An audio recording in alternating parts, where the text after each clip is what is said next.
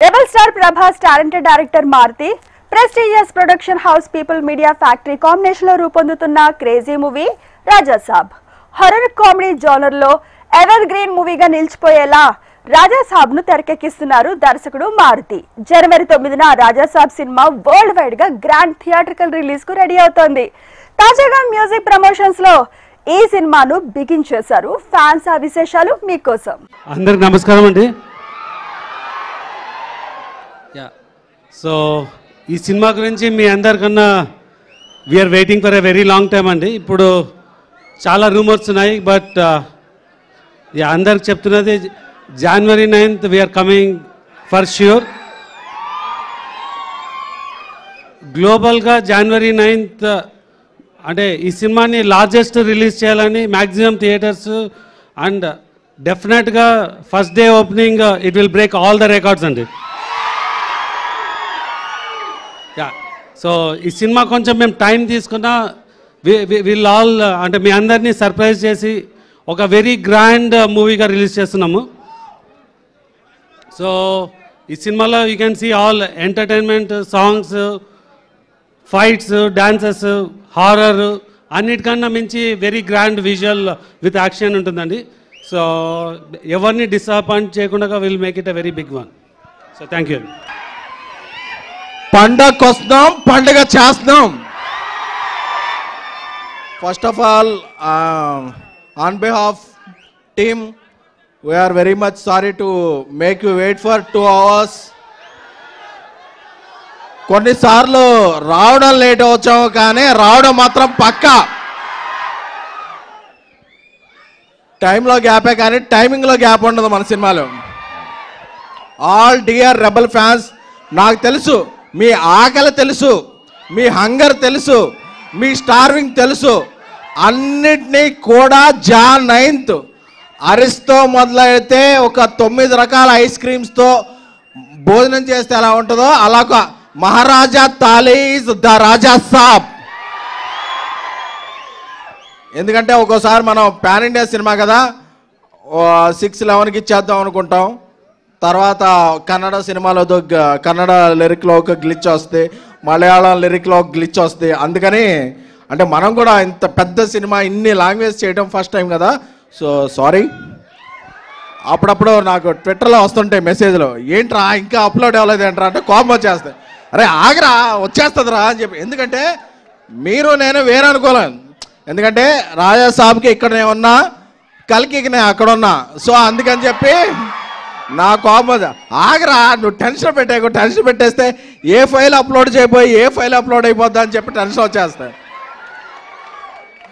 కానీ ఎప్పుడు ఈ సింగిల్స్ అవ్వచ్చు, టీజర్ అవ్వచ్చు, ట్రైలర్ అవ్వచ్చు, ఎప్పుడు ఏ ఫైల్ అప్లోడ్ అవుతుంది కదా, Jan 9th అప్లోడ్ అయితే బ్లాక్ బస్టర్ ఫైల్.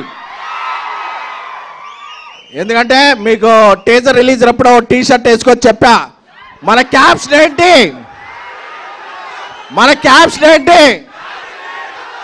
తెలుసు కదా, అది మాత్రం మారలా. ఎందుకంటే నెగిటివ్ ఆర్టికల్స్ రాస్తున్నారని టీ షర్ట్ మార్చుకొచ్చాను, కానీ ఇన్నర్ ఎమోషనల్ మాత్రం అదే. మీ ఫేసుల్లో ఈ నవ్వు చూడటం కోసమే అక్కడ కష్టపడుతున్నాం. అంటే కష్టం అంటే అది మామూలు కాదు, రక్తం పడుతుంది.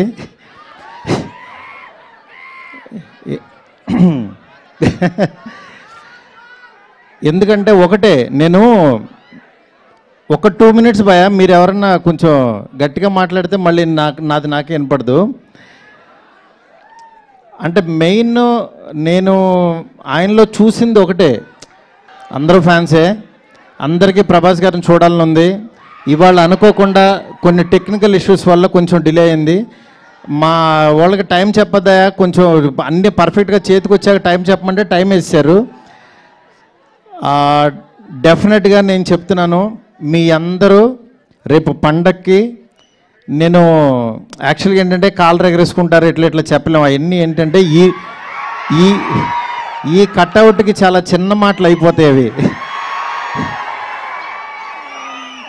ఎందుకంటే ఆయన అంటే మీ మనసుల్లోంచి ఆయన ఎలా వచ్చారో కానీ రెబల్ గాడ్ అని, రెబల్ వుడ్ అని, నేను ప్రస్తుతానికి ఆ రెబల్ యూనివర్సిటీలో చదువుకుంటున్నా ప్రస్తుతానికి. నన్ను 2 years బ్యాక్ ఆయన యూనివర్సిటీలోకి జాయిన్ చేసుకున్నారు. నేనేదో చిన్న కాలేజీలో ఎక్కడో చదువుకునేవాడిని. లేదురా నీకు టాలెంట్ ఉందా రా నా యూనివర్సిటీకి అన్నాడు ఆయన. ఆ యూనివర్సిటీలో నాకు అర్హత ఉందో లేదో నాకు తెలీదు. వెళ్ళిన తర్వాత మాత్రం ఆయన అర్థం చేసుకుని ఆయన ఫోటో జేబులో పెట్టుకుని పనిచేశా.